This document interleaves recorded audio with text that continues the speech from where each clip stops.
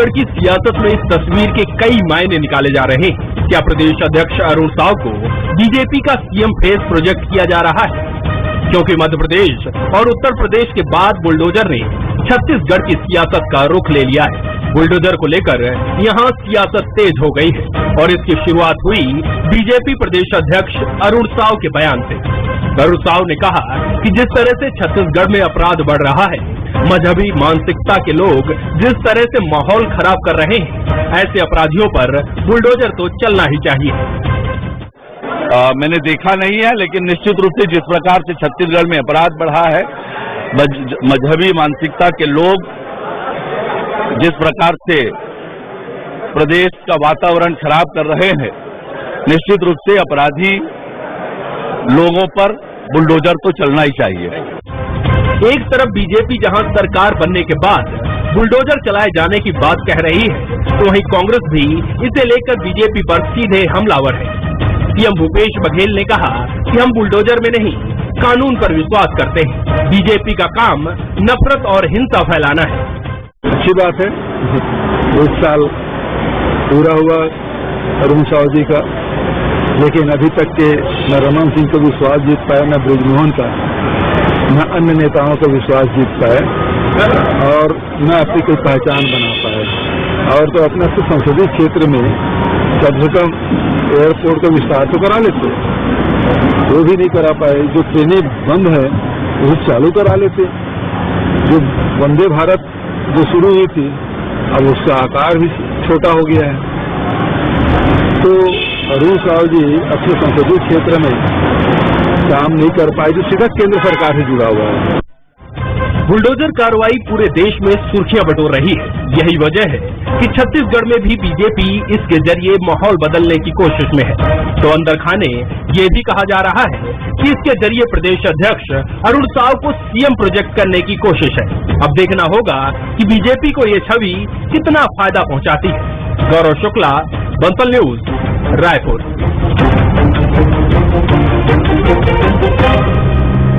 नमस्कार, मैं हूं ऋतु सिंह और हमारा आज का मुद्दा है बुलडोजर दिलाएगा पावर।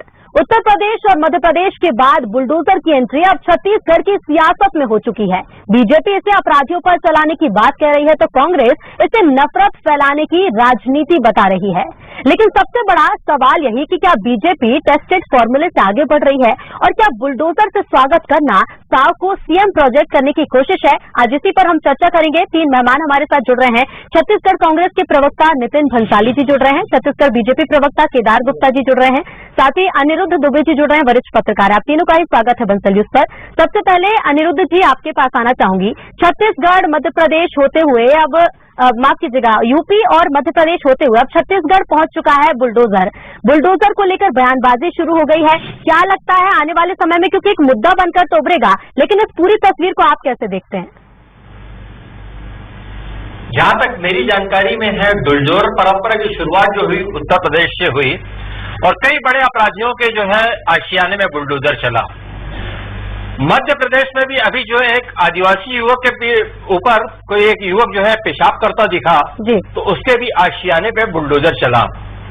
और हरियाणा की बात है तो वहां पे भी अभी बीच में ऐसी कुछ घटनाएं हुई कि वहां पर भी बुलडोजर चला। अभी सुप्रीम कोर्ट ने इस मामले में जो है फटकार भी लगाई है और अपनी बात भी रखी है कि ये आखिर किस तरह और कहां कौन से कानून में लिखा है कि बुलडोजर चलाया जा रहा है। ये एक मुद्दा हुआ। और आज ये बताया जा रहा है कि अरुण साव जी जो है प्रदेश भाजपा अध्यक्ष, उन्होंने कहा है कि बुलडोजर की जरूरत यहां पर भी है।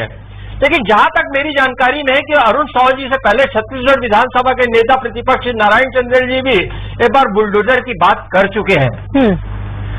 और अरुण साव जी ने कहा, जो कुछ भी कहा वो उनकी अपनी प्रतिक्रिया है। वो बड़े राजनेता हैं और एक बहुत बड़ी पार्टी के प्रदेश अध्यक्ष हैं। और एक शब्द से थोड़ा सा जो है मजहबी शब्द आया, तो मैं जो भी चर्चा जो भी बात करूंगा मैं मजहबी शब्द को अलग करके करूंगा। निश्चित रूप से छत्तीसगढ़ की कानून व्यवस्था जो है इस समय जो है सोचने की स्थिति में है। हालांकि छत्तीसगढ़ की कांग्रेस सरकार ने बहुत उपलब्धियां हासिल की, उसकी उपलब्धियों पे प्रश्न नहीं लगाया जा सकता, लेकिन जो है कानून व्यवस्था पता नहीं क्यों वो नियंत्रण में नहीं हो पाई। चाहे वो बिलासपुर की बात हो, चाहे रायपुर की बात हो, चाहे वो बस्तर की बात हो, चाहे दुर्ग की बात हो। राजधानी रायपुर का एक जो केस होता है कि यहाँ का व्यस्ततम इलाका गुड़ियारी, वहां पे एक लड़की को एक गुंडा 1 घंटे तक बाल पकड़ के वहां पे घुमाता है इलाके में और हंटर से मारता है। वो इतना दुखदाई सीन और इतना दुखदाई दृश्य था कि जो दिल को हिला के रख देता है। हाल में ही छत्तीसगढ़ के रायपुर जयस्तंभ चौक के पास एक युवक को जो है कपड़े उतार के वहां पे लोग पिटते दिखे, शर्ट उतार दी गई और मार रहे हैं, वो वीडियो वायरल हुआ। तो इस तरीके से जो घटनाएं हो रही है वो वास्तव पे चिंताजनक है। कहीं कुछ नियंत्रण होते हुए नहीं दिख रहा है। अगर कहीं कोई कड़ाई बरतती है, ठीक है, बिल्कुल अनिरुद्ध जी, क्योंकि हम भी देखा है कि देखिए क्राइम का जो ग्राफ है वो लगातार बढ़ रहा है। एक मिनट ऋतु जी, एक मिनट ये बात पूरी कर लूं मैं ऋतु जी। लेकिन मैं बुलडोजर शब्द से इत्तेफाक नहीं रखता, मैं उसको अलग रखता हूं, लेकिन बेहद कड़ाई बरतने की छत्तीसगढ़ में जरूरत है। ठीक है, आप ये मानते हैं कि कानून व्यवस्थाएं कमजोर हैं। नितिन जी, कानून व्यवस्थाओं को तो कमजोर माना जा रहा है क्योंकि पिछले दिनों जिस तरह के मामले सामने आए हैं छत्तीसगढ़ में, क्राइम का ग्राफ लगातार बढ़ता जा रहा है। इसमें बीजेपी ने तो ये ठान लिया है कि बुलडोजर के सहारे ही सरकार बनाई जाएगी। आप इसे कैसे देखते हैं? सबसे पहले तो मैं ये कहूंगा कि किसी एक या दो घटना को लेकर पूरे प्रदेश की कानून व्यवस्था पर प्रश्न चिन्ह नहीं लगाया जा सकता। नेशनल क्राइम रिकॉर्ड ब्यूरो का आंकड़े और उनके आंकड़े बोलते हैं कि छत्तीसगढ़ में 2018 के बाद अपराध के ग्राफ में कमी आई है। ये मैं नहीं कहता, ये नेशनल क्राइम रिकॉर्ड ब्यूरो कहता है, ये हमारा नहीं है। अब मैं आता हूं अरुण साहू जी के बुलडोजर पर। 1 वर्ष असफल कार्यकाल का उनका पूरा हुआ, वो उलूल जुलूल बातें कर रहे हैं। ये बातें वो इसलिए कर रहे हैं ताकि वो सुर्खियों में बने रहे, और ये बुलडोजर और इन सब पे हमारा विश्वास नहीं है। हम कानून पे विश्वास करने वाले लोग हैं, बुलडोजर पे नहीं। बुलडोजर का जो काम है अवैध निर्माण गिराना या सड़क निर्माण में उसका उपयोग होना, तो वहां किया जाता है। पर इनके बुलडोजर अन्य राज्यों में भी जहां चले हैं, वहां ऐसे अपराधियों के खिलाफ चले हैं जो या तो कमजोर होंगे या गुंडा प्रवृत्ति होंगे। भारतीय जनता पार्टी के संरक्षण में जो गुंडागर्दी करते हैं, या उनके जो विधायक या सांसद होते हैं, या उनके मंत्रियों के जो पुत्र होते हैं, वो जब कोई अपराध करते हैं तो बुलडोजर कहा जाता है इनका। 15 साल जब भारतीय जनता पार्टी की सरकार रही इस प्रदेश में, जब जरिया माली, एर्रा बोर्ड, अड़मशेटा जैसी विध्वंसकारी घटनाएं हुई, तब डॉक्टर रमन सिंह जी का भारतीय जनता पार्टी का बुलडोजर कहा था? क्या उसका डीजल खत्म हो गया था या उसके चक्के की हवा निकल गई थी? तो ये विध्वंसकारी बातें करके इस प्रदेश का माहौल खराब करने की कोशिश कर रहे, और कुछ भी नहीं है, और सुर्खियों में बने रहना चाहते। ठीक है नितिन जी, जवाब भी लेते। केदार जी, ये कहा जा रहा है कि जब प्रदेश में भारतीय जनता पार्टी थी तब बुलडोजर क्यों नहीं चलाया गया? अब 2023 के लिए क्या बीजेपी के पास एक बुलडोजर ही सहारा बचा है? देखिए, अभी राजनीतिक विशेषज्ञ की जो टिप्पणी थी आपने सुनी, तो प्रदेश में अपराध के क्या हालात है, मैं ऐसा बोल के आपके चैनल का समय नहीं खराब करूंगा। बच्चियों के मामले दुष्कर्म हो रहे, 5 साल की बच्चियों से दुष्कर्म हो रहे। और सबसे बड़ी बात मैं आपको बताना चाहता हूं, दर्शकों को भी बताना चाहता हूं, आखिर अपराध कोई क्यों करता है? पैसा वसूली के लिए, या सुपारी किलिंग के लिए, या अपना खौफ बनाने के लिए। और अगर कोई अपना खौफ बना रहा है, चाकू मार रहा है, हत्या कर रहा है, तो उसको पता नहीं होता है क्या कि इसके लिए कानून है और पुलिस रोकेगी? फिर भी उसको भय नहीं होता है। तो भय पुलिस का होना चाहिए, कानून का होना चाहिए, शासन का होना चाहिए, प्रशासन का होना चाहिए। और अगर विधि सम्मत कह रहा हूं मैं, आगे एक शब्द को नोट कर लीजिए, विधि सम्मत अगर अपराधियों के यहां बुलडोजर चलता है, तो मैं कह रहा हूं हम बुलडोजर लेकर आएंगे और विधि सम्मत कार्रवाई करके जो खौफ ये कानून तोड़ने वाले बनाते हैं, चाकू मार के, अरे किसी की हत्या कर दिया, उसका परिवार खत्म हो गया, अब आपके ऊपर कानून सम्मत अगर बुलडोजर चलता है तो कहां गलती है?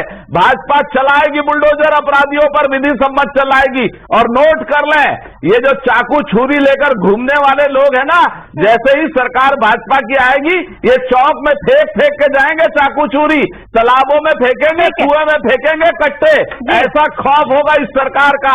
आम जनता को जवाब भी ले लेते हैं, समय की देखिए थोड़ी कमी है, जब ही विकास होगा।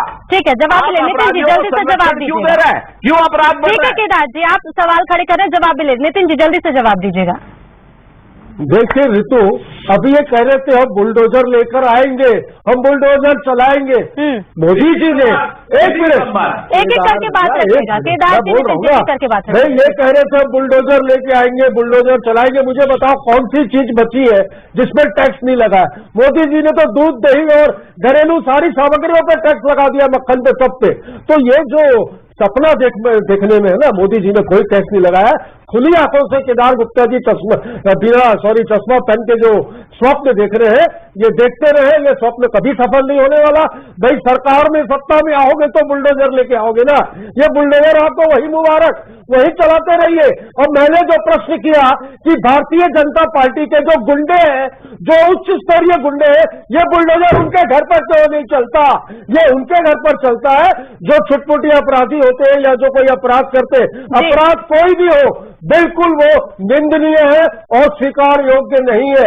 पर यह बुलडोजर जो मैंने कहा 15 साल डॉक्टर रमन सिंह जी की सरकार में क्यों नहीं चला, और ये उन्नाव, कठुआ और हाथरस में जो नेता जेल में गए, उनके बिल्डिंगों पर, उनकी दुकानों पर ये बुलडोजर क्यों नहीं चला? ठीक है नितिन जी, जवाब भी ले, देखिए समय की थोड़ी कमी है, जवाब भी ले। केदार जी, नितिन जी के सवालों का जवाब तो दीजिएगा। साथ ही देखिए मंत्री अमरजीत भगत भी कह चुके हैं कि हमें विश्वास है कि बीजेपी की सरकार छत्तीसगढ़ में नहीं बनेगी।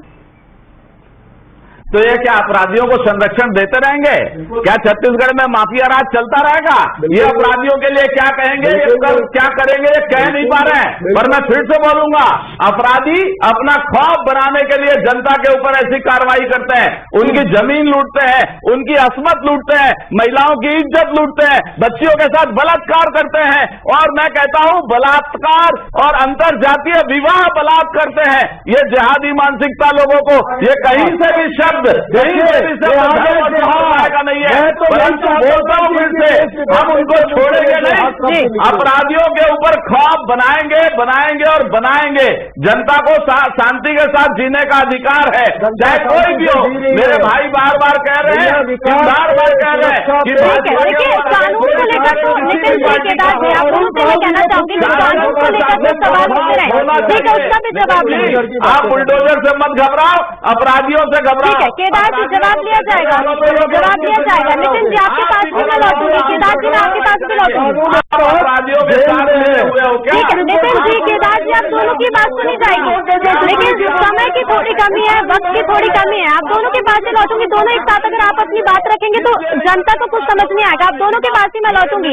अनिरुद्ध जी अभी आपके पास आ रही, केदार जी लौटूंगी मैं आपके पास। केदार जी अगर इस तरह से आप अपनी बात रखेंगे तो वो बात किसी को समझ नहीं आएगी। उत्तर प्रदेश के जैसा ठीक है नितिन जी, केदार जी, एक एक करके अपनी बारी आने पर अपनी बात रखिएगा। नितिन जी, केदार जी, एक एक करके अपनी बारी आने पर अपनी बात रखिएगा। साथ में आप बात रखेंगे तो किसी को समझ नहीं आने वाली।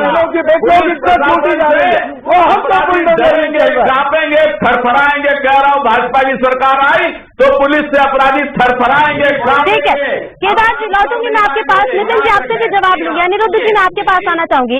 कानून को लेकर तो देखिए, चाहे सत्ता पक्ष हो चाहे विपक्ष हो, एक दूसरे पर सवाल उठाते रहे, आरोप लगते रहे, लेकिन अगर हम इसकी राजनीतिक पहलू की बात करें, जिस तरह से अरुण साव बयान देते हैं बुलडोजर को लेकर, यूपी में हम देखते हैं बुलडोजर बाबा के नाम से सीएम योगी को जाना जाता है, मध्य प्रदेश में बुलडोजर मामा के नाम से, लेकिन अरुण साव का इस तरह से बयान देना, इसके राजनीतिक पहलू आप कैसे देखते हैं? क्या लगता है आने वाले समय में अरुण साव को आगे रखा जाएगा? देखिए, जहां तक अरुण साव जी के आगे रखे जाने की बात है तो उसको बहुत व्यापक रूप में देखा जाना चाहिए, और उसको मैं व्यापक चीज को भी मैं संक्षिप्त में ही कहूंगा। अरुण साव जी जो है ओबीसी वर्ग से आते हैं और एक बहुत सुलझे हुए नेता हैं, और मुख्यमंत्री भी भूपेश बघेल जी भी ओबीसी वर्ग से हैं, तो उनका जो चयन करने का कारण तो वही था, ओबीसी को ध्यान में रखते हुए एक ओबीसी प्रदेश अध्यक्ष। हालांकि पहले धर्मलाल कौशिक जी भी ओबीसी थे, लेकिन एक परिवर्तन किया गया और एक नए चेहरे को लाया गया। और जहां के प्रोजेक्ट करने की बात है तो अभी तक भारतीय जनता पार्टी में ऐसा कहीं कोई नहीं लग रहा है कि वर्तमान में किसी को आगे रखा जाए। लेकिन हाँ, उन अच्छे चेहरों में निश्चित रूप से अरुण साव जी एक अच्छा चेहरा हो सकते हैं, क्योंकि वो जो भारतीय जनता युवा मोर्चा के समय से वो राजनीति में प्रवेश किए और एक वकालत के पेशे से जुड़े रहे जी, और वर्तमान में सांसद हैं, अच्छे वक्ता हैं, और जहां तक कि छत्तीसगढ़ में एक अच्छा छत्तीसगढ़िया व्यक्तित्व की जरूरत है तो वो भी उनके पास है।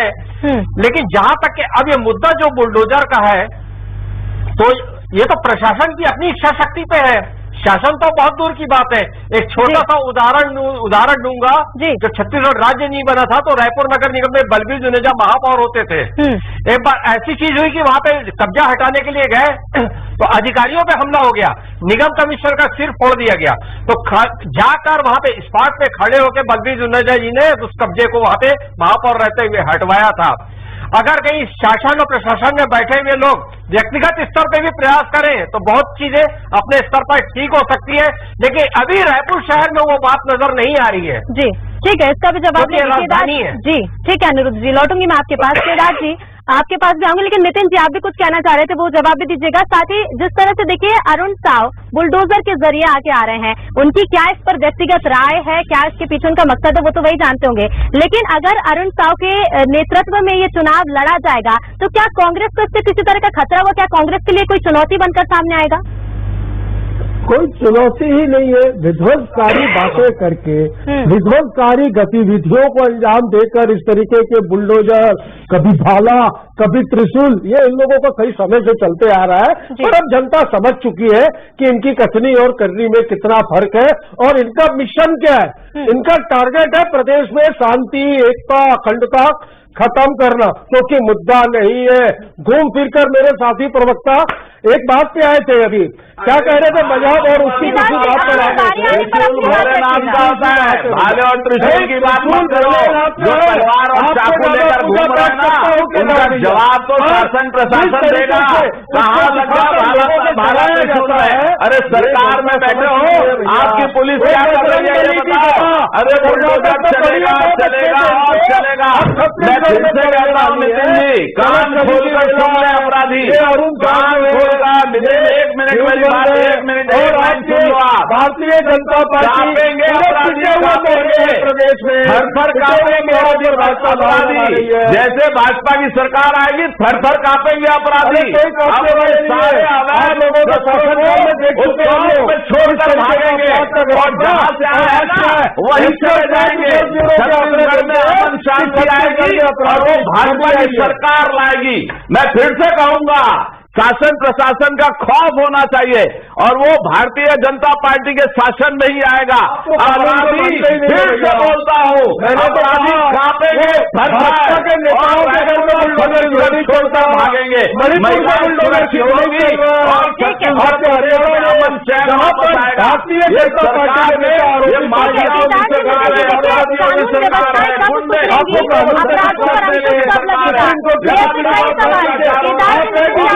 सुप्रीम कोर्ट की टिप्पणी की आप निंदा करके बुलडोजर से चलाया जा रहा है। समय की बात है केदार जी, नितिन जी थोड़ी समय की अहमियत को समझिए, समय की थोड़ी कमी है, इस तरह से बात पूरी नहीं कर पाएंगे। संरक्षण दे रही है पुलिस को, काम करने को हटाने के लिए पुलिस का जो काम है। नितिन जी केदार जी देखिए, ये आरोप कोई नया नहीं है, लंबे समय से आप आरोप लगाते आ रहे हैं और आज एक दूसरे पर आरोप लगाते करके आप कुछ नहीं कर पाएंगे। अनिरुद्ध जी के पास मैं जा रही हूँ, केदार जी अनिरुद्ध जी के पास मैं जा रही हूँ। फिर से कहता हूँ, ठीक है केदार जी आपकी बात पूरी होगी, अनिरुद्ध जी के पास मैं जा रही हूँ। आप स्वप्न मत देखें, ऋतु ने खुली आंखों से सपना देख रहे हैं। नितिन जी केदार जी, आप दोनों ही जो विषय है, विषय से हटकर बात कर रहे हैं। हम बात बुलडोजर की कर रहे हैं, आप सभी से कानून व्यवस्थाओं को लेकर दोनों बात कर रहे हैं। लेकिन ऐसे में जरूरी समझना ये है कि अगर अरुण साव वो चेहरा बनकर आएंगे, सीएम फेस बनकर उन्हें प्रोजेक्ट किया जाएगा, तो ऐसे में इसका कांग्रेस को क्या कुछ नुकसान होगा, और अगर बुलडोजर की कार्रवाई होगी तो कानूनों पर कितना असर दिखाई देगा और इसका अपराध पर कितना अंकुश लगेगा। फिलहाल तीनों का ये शुक्रिया हमसे जुड़ने के लिए और चर्चा में भाग लेने के लिए। तो अब छत्तीसगढ़ पर भी पहुंच चुकी है बुलडोजर की सियासत। यूपी एमपी के बाद अब छत्तीसगढ़ की बारी आई है और अरुण साव का ये बयान, इस बयान के बाद छत्तीसगढ़ की सियासत कहां तक पहुंचेगी ये देखना होगा। चलिए इसी के साथ फिलहाल आज का मुद्दा में इतना ही। देखते रहिए बंसल न्यूज। नमस्कार।